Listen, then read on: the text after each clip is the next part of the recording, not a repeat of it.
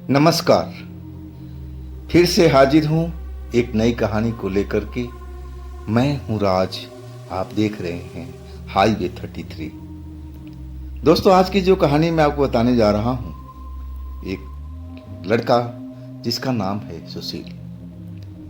सुशील की जब उम्र लगभग 23-24 साल की थी, तब की ये घटना है।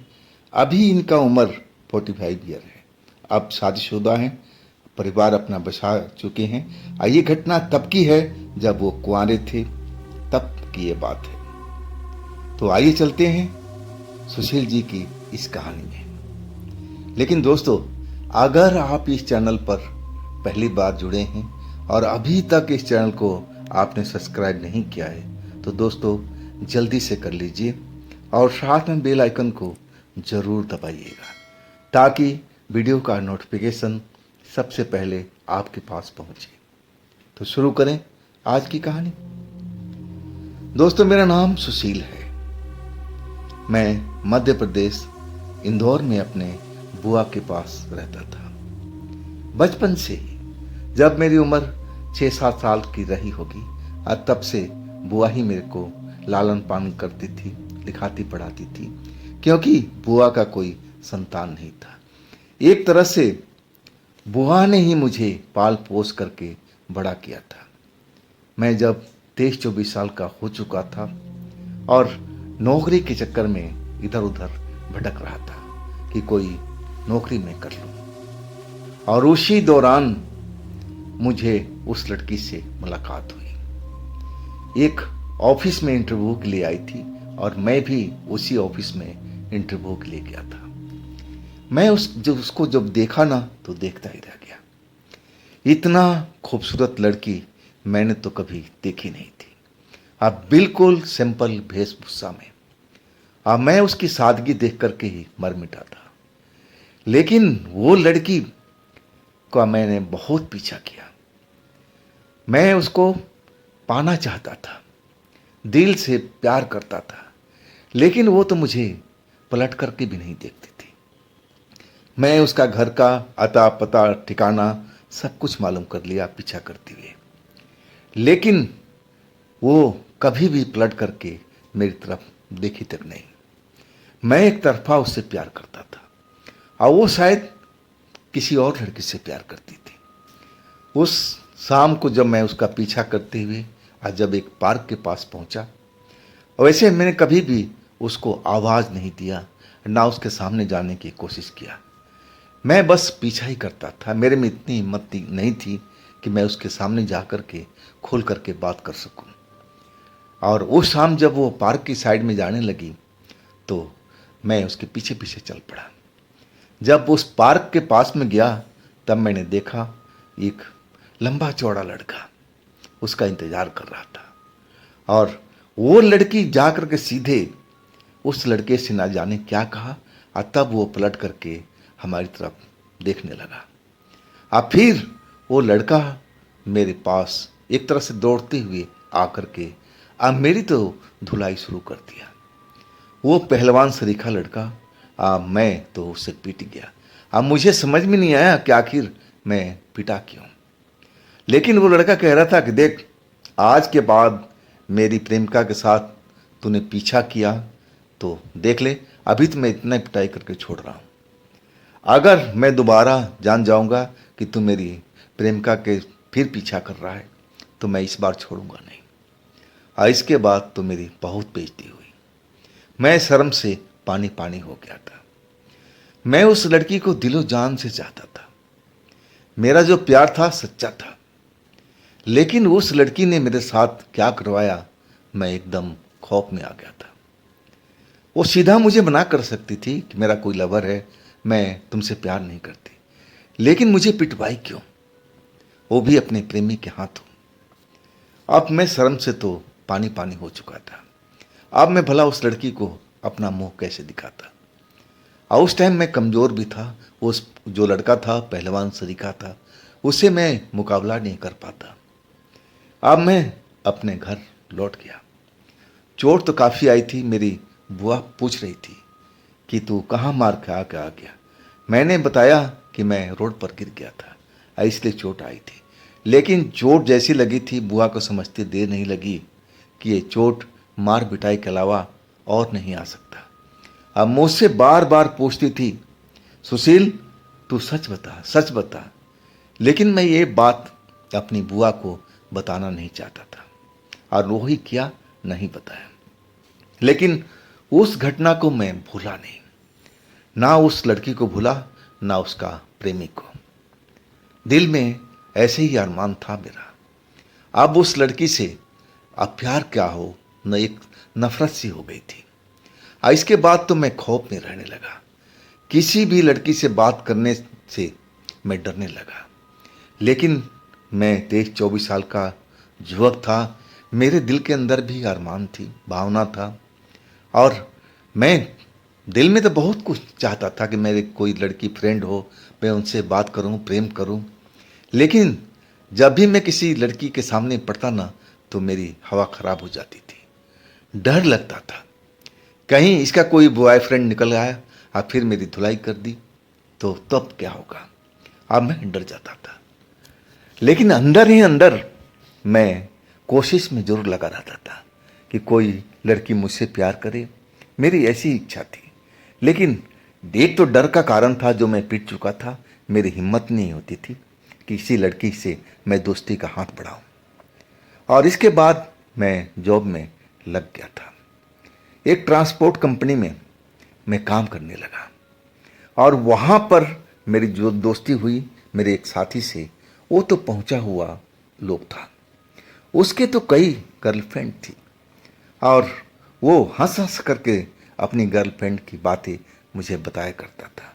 अब मैं उसकी बातें सुन करके हैरान रहता था कि यहाँ तो भाई एक भी कोई लड़की नहीं है दोस्ती के लिए, और इसके पास तो 3-4 गर्लफ्रेंड है। कभी किसी के पास जाता, कभी किसी के पास जाता, और मैं एक आदत के लिए तरस रहा था। आखिर ये कैसे कर लेता है। कुछ दिन तक तो मैं कुछ नहीं बोला। दोस्ती उससे मेरी गाढ़ी होती गई, और जब दोस्ती गाढ़ी हो गई तब मैंने अपना दुख दर्द बताया कि देख भाई, मेरी तो हालत ऐसी हो गई। पूरी कहानी उस लड़की के बता दी जिसके पीछे मैं मार खाया था। और वो मेरी बात सुनकर के जोर जोर से हंसने लगा, कहने लगा, अरे भाई तू एक लड़की से पिट गया। मैंने बोला लड़की से नहीं, उसके प्रेमी से। बोला बात बराबर ही है, चाहे उस लड़की ने पीटा चाहे उसके प्रेमी ने पीटा, तो जरूर ना। चल कोई बात नहीं, उस लड़की को भूल जा और मैं तेरे लिए कोई प्रबंध करता हूँ। मैंने बोला कैसा प्रबंध भाई, क्या कोई लड़की मुझे पटा के दोगे? वो फिर हंसने लगा, कहने लगे नहीं नहीं नहीं, ऐसा नहीं करूँगा मैं। पटाएगा तो तू, लेकिन मैं तेरा साथ दूंगा। मैं थोड़ा सहम गया। मैं बोला भाई कैसे? बोला है तरीका, लेकिन अभी इंतजार कर, वक्त आने दे, और फिर मैं तुम्हें बताऊंगा। इसके बाद महीनों 2 महीनों ऐसे ही निकलता गया। मैं उससे जिक्र करता कि भाई आपने बताया था किसी लड़की से दोस्ती करवाने का, तो बोलता कि रुक जाओ, अभी मैं फुर्सत में नहीं हूँ, जैसे फुर्सत में होऊंगा और फिर मैं कोशिश जरूर करूँगा। मुझे याद है आखिरकार 3 महीने के बाद अब वो जब हम मिले और चाय पीते पीते फिर मैंने वो चर्चा छेड़ दी। तब वो कहा कि हाँ मैं बताता हूँ कि अब क्या करना है। मैं उसकी बात सुनने लगा। वो कहने लगा कि देख भाई सुशील, मैं जानता हूँ तेरे में अंदर हिम्मत नहीं है, तू किसी लड़की से आमने सामने होकर के बात भी नहीं कर पाएगा, तू डर चुका है, तेरे में हौसला नहीं है। मैं एक ऐसे बाबा को जानता हूँ जो तेरा मदद करेंगे। मैं चौंकते हुए पूछा, बाबा? बाबा कौन से बाबा भाई, कौन मेरी मदद करेंगे? तब वो लड़का कहने लगा कि भाई एक तांत्रिक बाबा है, और मैंने भी एक बार मदद लिया था।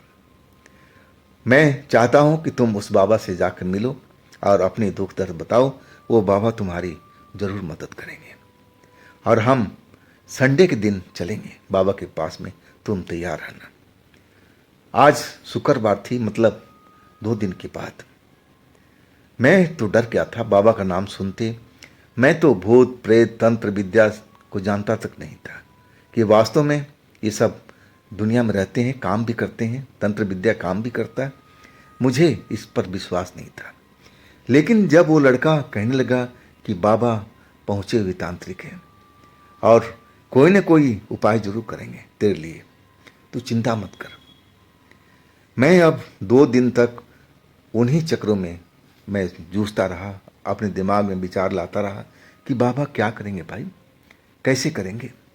आखिरकार वो वक्त आ गया, इतवार के दिन, संडे के दिन, और हम दोस्तों के साथ, अपने जो दोस्त थे उनके साथ अब चल पड़ा उनकी बाइक पर, और वो मुझे कॉलोनी कॉलोनी घुमाते हुए एक कॉलोनी में ले आकर के खड़े किए। अब फिर मैं पूछा क्या हम आ गए, तो बोला हाँ। मैंने बोला ये तो कॉलोनी है, कॉलोनी का घर है, ये तो कोई आश्रम नहीं है। तब वो कहने लगा अरे भाई वो आश्रम वाले बाबा नहीं है, वो घर के अंदर रहते हैं, किराए का घर लिया हुआ है, उसमें रहते हैं, और आज 1 महीना यहाँ पर हैं, कहीं फिर वो चले जाएंगे। बड़ी मुश्किल से मैं उनका ठिकाना पता किया हूँ, और तब मैं तुझे लेके आया हूँ। चल अब देरी नहीं करते हैं, उनसे मिलते हैं। अब दरवाज़ा पर जो घंटी थी बजाया गया, बाबा ने आकर दरवाज़ा खोला। बाबा क्या थे, अब करीब 55 साल के आसपास के अधेड़ व्यक्ति थे। सफ़ेद दाढ़ी थी, सफ़ेद बाल थे, सफ़ेद कपड़ा ही पहने हुए थे, और गले में माला लगा रखा था। अब एक कमरे में पूरा मंदिर जैसा बना रखा था, तरह तरह का भगवान का फोटो लगाया हुआ, और उस कमरे के अंदर में पूरा दरी बिछा रखी थी, भगवान की भी नीचे भी बड़े बड़े फोटो लगा रखे थे, और दीपक जल रहा था, अगरबत्ती जल रही थी, जैसे पूजा पाठ वहाँ पर हो रहा हो। और मेरा दोस्त बोला यही है बाबा, नमस्कार कर, अब फिर हम इनसे बात करते हैं। बाबा हम दोनों को देख करके मुस्कुराए, और फिर वो लड़का को जानते थे, कहने लगे कि अब तेरा सही चल रहा है ना काम। तब वो दोस्त बोला हाँ बाबा सही चल रहा है, कोई दिक्कत कोई परेशानी नहीं है। तब वो बाबा मेरी तरफ मेरे सामने हुए, अब पूछने लगे कि अब बताओ तुम्हें क्या कष्ट है। लेकिन मेरे मुंह से तो आवाज़ ही नहीं निकल पा रही थी। मैं सुकचा रहा था बाबा को बताने में, कैसे बताऊं ये सब बातें। बाबा 50-55-60 साल, मैंने 50-55 साल के थे, मेरे फादर के बराबर या मेरे अंकल के बराबर, और उनसे मैं कैसे बात करूं, ऐसे ही मन सुकचा रहा था। और तब वो लड़के ने, जो मेरा दोस्त था, उसने बताना शुरू कर दिया अब पूरी कहानी, कि बाबा ये एक लड़की से प्रेम में धोखा खाया हुआ है, और उस लड़की के प्रेमी ने इसको पीट भी दिया है, और उस लड़की से बहुत प्यार करता है, आज भी प्यार करता है, लेकिन वो लड़की इसको भाव नहीं देती। कोई ऐसा उपाय करो ना कि लड़की बस में आ जाए, और वो नहीं आए तो कोई दूसरी आ जाए। ऐसा इसके लाइफ में आज तक कोई लड़की आई नहीं है बाबा, तो ये जरूर आप उपकार करो। बाबा मुस्कुराती है, कहने लगे अब तुम टेंशन मत करो, सही जगह पर आ गए हो। इसके बाद बाबा नाम पूछने लगे, उम्र पूछा, और फिर वो पूजा में ध्यान लगा दिए। पूजा में ध्यान लगाए रहे हम, और मेरा दोस्त अब बैठे हुए थे, एक दूसरे की तरफ देख रहे थे। मेरे चेहरे पर थोड़ा घबराहट थी, लेकिन जो मेरा दोस्त था वो इशारे में मुझे शांत रहने के लिए बोल रहा था।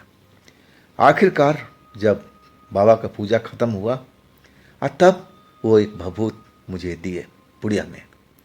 आप बोले कि भभूत का तुम सेवन करना, और अपने सर माथे पर भी सुबह उठकर लगा लेना, तुम्हारी मनोकामना जरूर पूरा होगा। जो तुम जिस लड़की को चाहते हो वो तुम्हारे बस में जरूर होगी, लेकिन इसमें वक्त भी लगेगा, टाइम भी लगेगा। इसके बाद अब जो भी दक्षिणा वगैरह देना था हमने दिया, अब फिर हम लौट पड़े। अब जैसे बाबा ने बताया था वैसे ही हम किया करते थे, सुबह शाम। लेकिन महीना 2 महीना गुजर गया, कोई असर नहीं। अब कैसे कोई लड़की मिले भाई, मुझे समझ में नहीं आ रहा था। मैं जिस लड़की को चाहता था वो तो हमसे दूर थी, उसके पास तो मैं जा नहीं सकता था।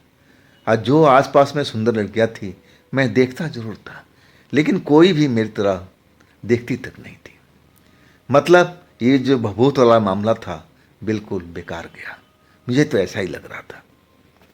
आखिरकार मैं अपने दोस्त को बताया कि देख भाई, तेरे बाबा का वो भभूत तो बेकार गया।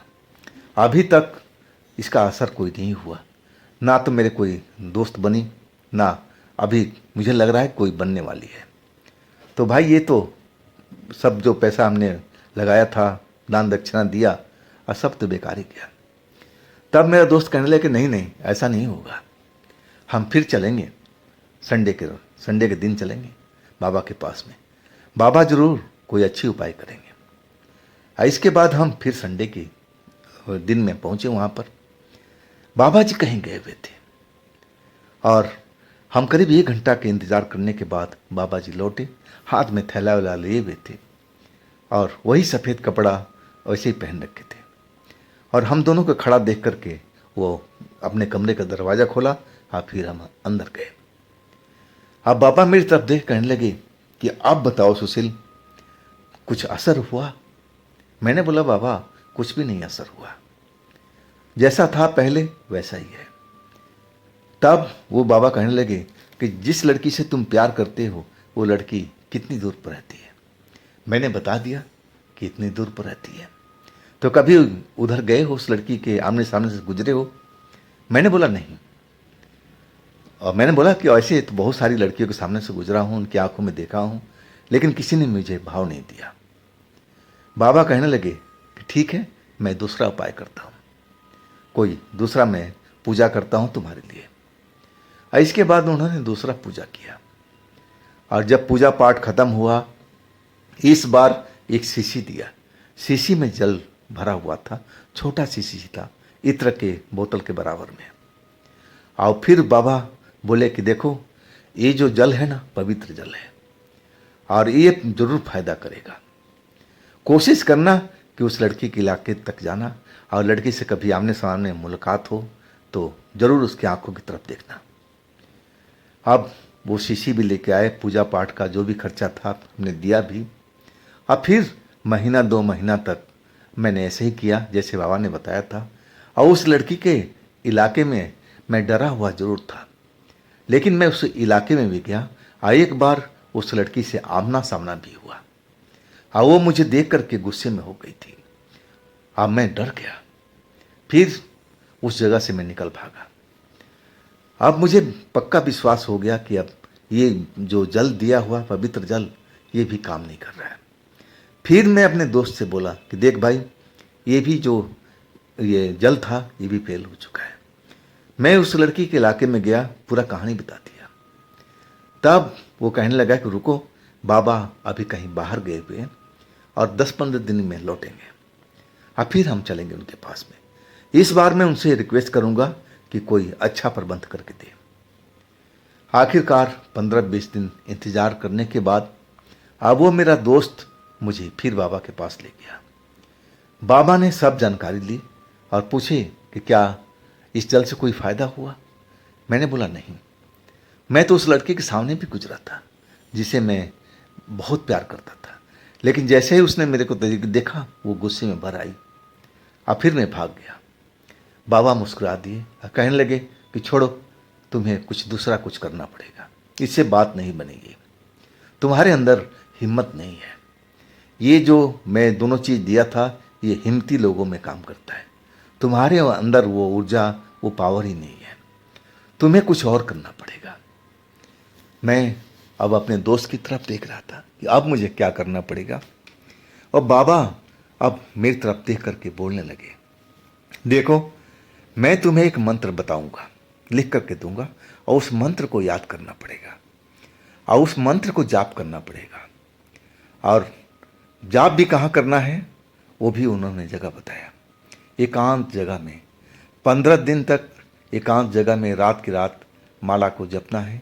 और जब वो पूरी गिनती पूरी हो जाए फिर एक रात शमशान में जा कर के और उस माले को पूरी तरह से एक तरह से विधिवत पूजा करना है और इसके बाद वो काम खत्म हो जाएगा। जब मैंने शमशान का नाम सुना ना तो मैं डर गया और फिर मैं कहने लगा बाबा मुझसे नहीं होगा ये। तब बाबा कहने लगे कि देखो इसके अलावा मेरे पास में और कोई तरीका नहीं है। जो तरीका था मैं तुम पर आजमा चुका हूँ, वो तरीका काम नहीं किया। ये आखिरी तरीका है, अगर तुम करना चाहते हो तो इससे तुम्हें ज़रूर फायदा होगा।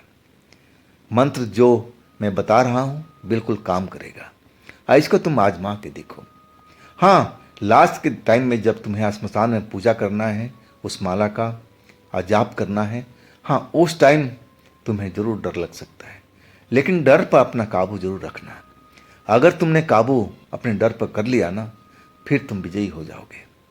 अब फिर वो लड़की तो तुम्हारी तरफ खींचती चली आएगी। जैसे ही तुम उसको पुकारोगे और तुम्हारे पास आ जाएगी। अब जब ऐसा बात बाबा ने बोला तो थोड़ा मेरा हिम्मत भी बढ़ा कि चलो देखा जाएगा, करके देखते हैं। और इसके बाद वो मंत्र हमने लिया, बाबा का सब जो भी दान दक्षिणा था इस बार भी दिए, और फिर हम घर वापस आ गए। अब जैसा बाबा ने बताया अब वैसा ही हम उस मंत्र का जाप करते थे माला के साथ में। जितनी गिनती हमें करनी थी उतना हम रोज करते जा रहे थे, और अभी तक ऐसा कोई चमत्कार हुआ नहीं था। लेकिन असली कहानी तो श्मशान में जाकर के पूरी होनी थी, और उसके लिए मैं हिम्मत जुटा रहा था। मैं अपने दोस्त से कह रहा था जो मुझे बाबा से मिलवाया था कि भाई उस रात को मेरे साथ में चलना। लेकिन वो दोस्त कहने लगा, देखो भाई उस जगह पर अकेले ही तुम्हें जाना पड़ेगा। मैं उसमें अगर भाग लूँगा तो फिर वो जो मंत्र है बेकार हो जाएगा, जैसे बाबा ने बताया है। अकेले ही तुम्हें मंत्र का जाप करना पड़ेगा स्मशान में जा कर के, और अपने डर पर काबू रखना पड़ेगा। तुम्हारे आसपास में कुछ ऐसा माहौल भी बन सकता है जैसे बाबा ने बताया। तो देख लो, अगर तुम कर सकते हो तो करो, नहीं तो छोड़ दो। अब इतने सारे मैंने मेहनत किया था, 2 बार, ये तीसरी बार था। अब मैं छोड़ना नहीं चाहता था। मैं सोचने लगा कि मैं करूँगा, हिम्मत जुटाने लगा, चाहे मुझे अकेले ही क्यों ना करना पड़े, मैं शमशान में ज़रूर जाऊँगा। और हिम्मत धीरे धीरे मैं बढ़ाता रहा। आखिरी टाइम आ चुका था शमशान में जाने का, और मैं शमशान भी देख आया। मैं उसका जो इलाका था जहाँ पर श्मशान था, मैं रास्ता वगैरह क्या वहाँ पर कहाँ मैं बैठना है, दिन में जा जा कर के अब मैं सब प्रोग्राम कर लिया। उस शमशान में रात में कोई रहता नहीं था, खाली रहता था, ना तो कोई दरवाज़ा था, हाँ बाउंड्री ज़रूर थी।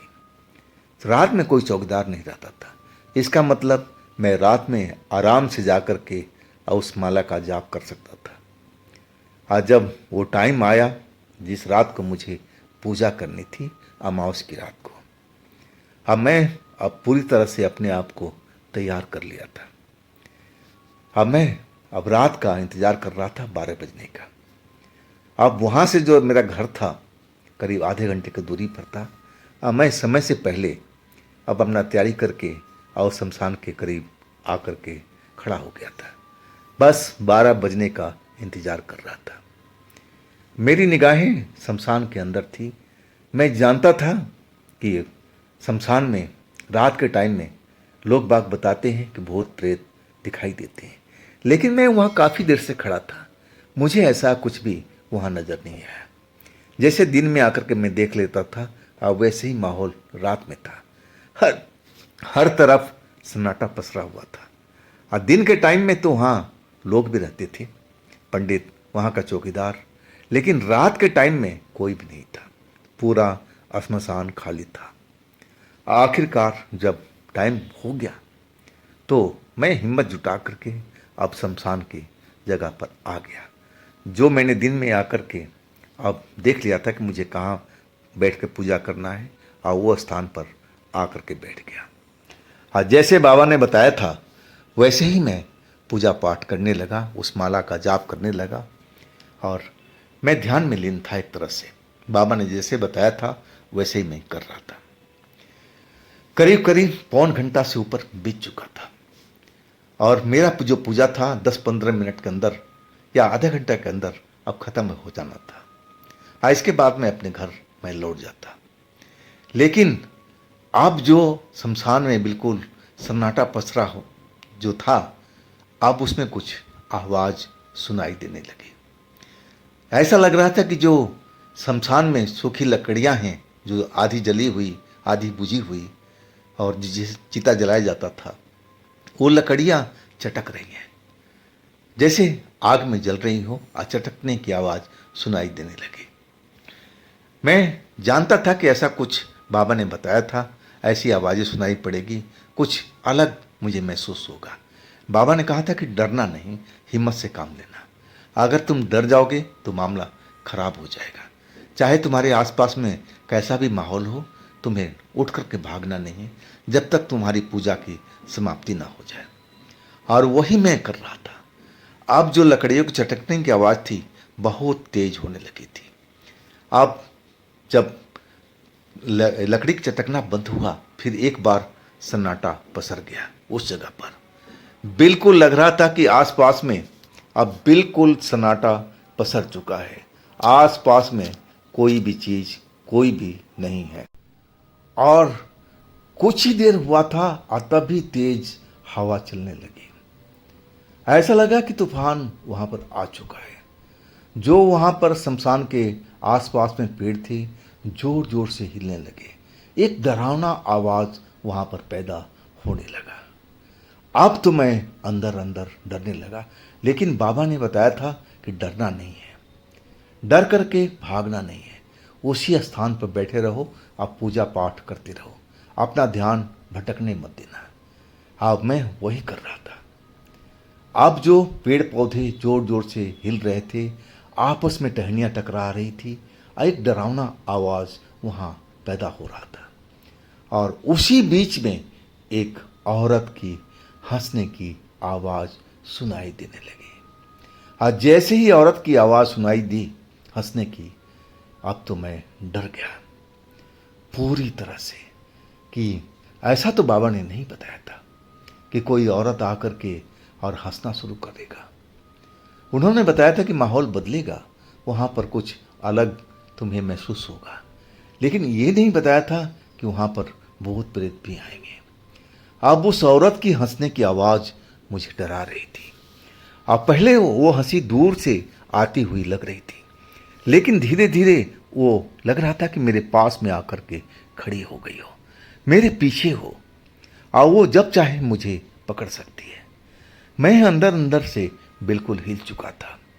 डर इतना लग रहा था कि मुझे लगा कि मुझे अब यहाँ पर रुकना ठीक नहीं होगा, मुझे भाग जाना चाहिए। नहीं तो ये जो हंस रही है औरत, जो कोई भूत प्रेत है, चुड़ैल है, वो मुझे मार देगी। लेकिन बाबा का जो बात मुझे मन में याद था कि भागना नहीं है, अगर तुम भागे तो फिर पछताओगे, फिर तुम्हारे साथ कुछ गलत भी हो सकता है। लेकिन जो औरत मेरे पीछे हंस रही थी, अब उसका हंसना और तेज हो गया था। अब मुझे लगा कि मैं अगर एक पल भी यहाँ पर रहा तो औरत कभी भी मेरे साथ कुछ भी कर सकती है। मैं सोचा भाड़ में गई लड़की, भाड़ में गई प्रेमिका, मुझे ये सब करना ही नहीं है। अब फिर मैं पूजा पाठ छोड़ा और तुरंत वहाँ से माला वाला लेकर के अब भाग खड़ा हुआ। सबसे बड़ी गलती मैंने किया था। आज जैसे ही भागा वो हंसी की आवाज़ और तेज हो गई। आज जब मैंने देखा तो वहाँ पर एक लंबी सी औरत बिल्कुल काले कपड़े में, जिसके खुले हुए बाल थे, लहरा रहे थे, आंखें एकदम लाल लाल दिखाई पड़ रही थी। अब तो मेरी हालत और ख़राब हो गई थी। मैं तेज गति से आगे की तरफ अब शमशान से बाहर निकल चुका था, लेकिन वो काली औरत मेरी पीछा कर रही थी, हंसते हुए मेरे पीछे, जैसे हवा में तैर रही हो। जमीन पर तो उसके पैर दिख ही नहीं रहे थे। और अंधेरी रात, मैं एकदम डरा हुआ और भागता जा रहा था। श्मशान से कुछ ही दूरी पर एक रोड था और उस रोड पर मुझे पहुंच जाना था। वहाँ पर लैंप पोस्ट था, वहाँ रोशनी भी थी और वो रोड चालू भी रहता था। रात के टाइम वर्कर जो ड्यूटी वाले थे आते थे जाते थे, और कोई साइकिल वाला कोई बाइक वाला उस रोड पर कभी न कभी रात भर चलते रहते थे। और मैं बस उस रोड पर पहुंचना चाहता था ताकि मैं उस रोड पर पहुंच जाऊं, ताकि मेरी जान बच सके, लेकिन मैं पहुंच ही नहीं पाया। उसी बीच में वो औरत काली कपड़ों वाली मेरे सामने आकर खड़ी हो गई। अब तो मेरी हार्ट अटैक जैसा स्थिति हो गया था। उसकी डरावनी आंखें देख करके मैं पूरी तरह से खौफ में था। अब पूरा बदन कांप रहा था। मैं ऐसा अनुभव कभी नहीं किया था। मुझे लगने लगा कि मैंने यहाँ आकर के गलती किया। मुझे ऐसा कोई काम करना ही नहीं था। मैं अब फंस चुका हूँ। अब मैं क्या करूँ सोच भी नहीं पा रहा था। अब वो औरत अभी भी हंस रही थी, हंसते हुए बिल्कुल मेरे सामने में खड़ी थी। अब वो मुझे अब छूना चाहती थी, पकड़ना चाहती थी अपना हाथ मुझे बढ़ा करके। और जैसे जैसे हाथ बढ़ाती थी मैं पीछे हट जाता था। अब मुझे अब लगने लगा कि मैं बच नहीं पाऊंगा। और ऐसे वक्त में मुझे क्या करना है ये बाबा ने बिल्कुल नहीं बताया था। बिल्कुल मैं समझ नहीं पाया कि मैं इस जगह से अब जिंदा घर लौटूंगा या नहीं लौटूंगा। और मैं डर से कांपता रहा। और वो औरत मुझे अब छूने की कोशिश कर रही थी। बार बार हंसती हुई मेरे सामने में खड़ी अपनी लंबी हाथ बढ़ा करके मुझे छूना चाहती थी या मुझे पकड़ना चाहती थी। और जैसे ही पकड़ने की कोशिश करती मैं जान बचा के पीछे हट जाता। और ऐसा करते करते बिल्कुल शमशान के पास मैं आ चुका था। जिस जगह से भागा था उसी जगह पर मैं अब पीछे आता जा रहा था। शायद वो काली औरत यही चाहती थी कि मैं दोबारा शमशान के अंदर आऊं। जब मैं पीछे मुड़कर देखा तो बिल्कुल शमशान के नज़दीक खड़ा था। अब मुझे समझ में आ गया कि अगर मैं ऐसा ही यहाँ पर पीछे हटता रहा तो मैं फिर शमशान के अंदर आ जाऊँगा। अब फिर मैं बच नहीं पाऊँगा। जो कुछ करना है मुझे अभी करना पड़ेगा। और तब मैं जान गया कि मुझे अब क्या करना है। मेरी बुआ जी बताती थी कि देखो जब तुम कहीं डर लगे ना तो हनुमान जी का नाम लिया करो, बजरंग बली का नाम लिया करो, हनुमान चालीसा पढ़ा करो और तुम्हें डर बिल्कुल नहीं लगेगा। जो तुम्हारे आसपास में दुष्ट शक्तियाँ नज़र आती हैं या ना भी नज़र आती हैं, तुम्हें महसूस हो रहा है तो तुमसे दूर हो जाएंगे, तुम्हारी बाल बांका भी नहीं कर पाएंगे। वही बुआ जी की बात मुझे अब याद आने लगी। फिर मैंने फैसला कर लिया कि मुझे क्या करना है। अब मैं हनुमान चालीसा का पाठ शुरू कर दिया, पहले धीरे धीरे और फिर मैं ज़ोर ज़ोर से हनुमान चालीसा पढ़ने लगा। हाँ, जैसे ही मैं ज़ोर ज़ोर से पढ़ना शुरू किया, जो औरत मुझे अब धकेलते हुए एक तरह से कहा जाए शमशान के अंदर लेके आ रही थी, अब वो रुक गई, खड़ी थी और हंसना बंद कर दिया था। अब मेरी तरफ घूर घूर कर देख रही थी। जब मैं देखा कि हाँ अब वो रुक गई है तो मेरे में एक शक्ति का अनुभव हुआ। मुझे लगा कि मेरी रक्षा करने के लिए कोई आ गया है।